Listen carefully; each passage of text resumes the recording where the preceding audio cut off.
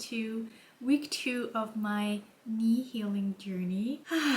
It has been hard days, I definitely have to say that. Day 8, I went to the office. I got picked up by a colleague. That was really nice that she picked me up. But I think I didn't anticipate how hard it would be to be at work on crutches all the time. We have an elevator, but still we have several doors that are really heavy to open. That was a challenge. I didn't prepare my food that I could eat it right away. I had to prepare it in the kitchen. We had no place to sit, so I had to stand on one leg and then trying to hop from one side to the other. It was just really tiring. And I remember when I came home, I slept for 3 hours. So it was that tiring. But I was also really touched by, for example, the taxi driver was really kind, and when he drove me to home, he saw which stairs I had to walk up, and he was like, "Oh my goodness, do you have to go up the stairs in the rain?" I said, "Yeah." So he drove so close as possible so that I didn't have so much distance to walk, but then I obviously had to go the stairs, and I almost had one slip up, but it went well. But yeah, I was definitely exhausted. And day 9, the next day, was also, I didn't write anything down, but I remember that I was really exhausted from the day before and didn't do much, just existed and rested. Then day 10 was definitely the hardest day so far, definitely the lowest point in this journey. Oh god, I felt so weak the moment I woke up. I still had like home office and did that, but then after lunch, because I have to hop like a little step into the bathroom, I kind of like stumbled, something happened, I don't really remember, and I fell like kind of like into the bathroom, and that was really a shock because I wasn't able to lift myself up, and I got really scared. I got really scared that I would just lie here and maybe somebody finds me the next day or so. Thankfully I had my phone with me, which is a very clever idea. Just say that, take your phone with you everywhere when you're injured and on crutches, because accidents can happen. And it was a very painful experience because I called somebody who I hoped would help me, and that person couldn't help and didn't show a lot of care. Thankfully I had other people around me that could help me. I got up in the end, but I stayed in bed for like, I think for 3 hours, because I felt too weak to stand up. Eventually I did. I also got some food, but that moment was really scary, feeling so helpless. But I think it gave me also a bit clarity, because these past weeks I can really see who's really showing up for me, who's really there for me, and who's not. And that is a very painful experience, hoping for people to help you and they don't. But it's also a very touching experience. People who you never had like a lot of contact with, that just kind of like were on your Facebook friend list but not really any, like you didn't have any like contact, they suddenly show up and help you and are so kind. And I'm so touched by the love that I get from people around me.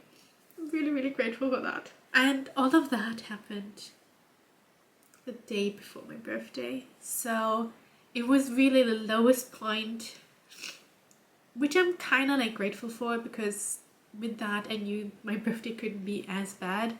I really didn't know what I wanted to do on my birthday. When you have birthday in the summer, lots of people are always on holiday, so I didn't really think about celebrating, and I also wasn't sure if I would be able to, because I'm so exhausted every evening. I couldn't really see having guests over and yeah, having a good time. And in the end I decided to ask a few friends. Thankfully my friend Rachel came, and we had a lovely evening together. But first, on that day, my neighbor drove me to the MRI. I got the MRI, which I'm really grateful that I have it now. I still have to wait like up to 2 weeks to get a result, but at least it's now taken. I've done my part, and now we obviously have to wait. And then after that I went into work, and I had a colleague who was so sweet and gave me a hug and was so happy to see me and congratulated me, and also gave me a gift that I was really the right thing I wanted to have, because I'm working on a painting by numbers painting, and my brushes are a bit like fizzy now, so I really wanted new ones, and she bought me new brushes. But I got a lot of calls from friends and family, very grateful, and then spending the evening with Rachel, watching Friends, eating pizza. She had such a nice like white pizza. It was so good. I definitely gonna order that next time. And then I had like a little cheesecake as a dessert. That was fine. So, and I got like beautiful lilies. I hope I can take a picture of them and then put it in here. And feeling very grateful for all the love that I got. Yesterday was day 12. I definitely felt like coming down from all the things happening the last 2 days. A very low day and then a very like emotional up and down day.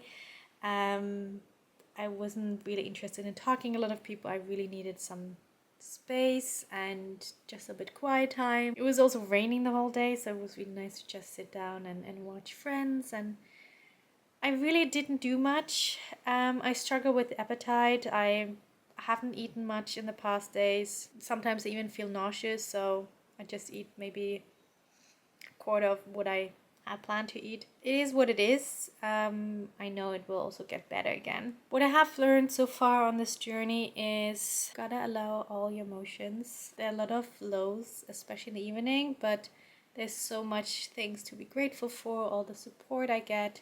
Also learning like setting systems, like I have, for example, 2 chairs in the kitchen in places where I can just hop from one chair to the other without needing to use crutches all the time, and that saves me a lot of energy. Yeah, having my backpack with me is everywhere, and having like my belt bag from Lululemon, having that when I'm outside, and having like my keys, my phone, and everything that is really important in there works really well. When I see at my knee, I do see a lot of improvement.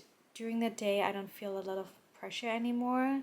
I definitely feel it in the evening, I definitely feel it in the morning, but I do see that it starts to get better. And I also see that I can't work out every day. It's just not working. Some days are so exhausting from just walking on crutches that is my workout. But I hope that I can use the days where I feel more energy to do like a little chair workout again, and maybe just 10 minutes or 20 if I manage to, just to get a bit like continue on the journey. What I thought was fascinating, I did my measurements. I tried to weigh myself. It's really hard to stand on one leg on a scale. I think I've lost now 18 pounds. And what I found even more interesting was that I had lost like 2 centimeters around my thigh. It's working if you walk on crutches. And also lost, I think, 3 centimeters around my hips. So I definitely lost weight in the past weeks, even though I obviously don't walk a lot.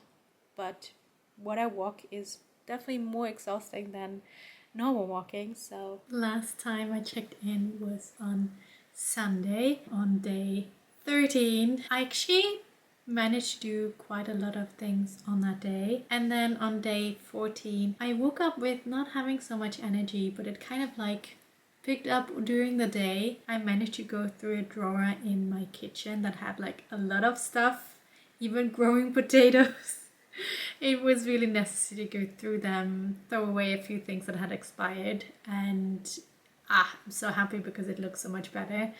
So, and then a colleague came and helped me with things. So it was really like a good start to a new week, and I would say at that point I felt a bit more hopeful, probably the week before. I hope you enjoyed this little knee healing journey talk. Obviously I can't do so much at the moment, so I'm just sitting here talking about my experience. Thank you so much for watching. Have a wonderful Sunday. I see you very soon.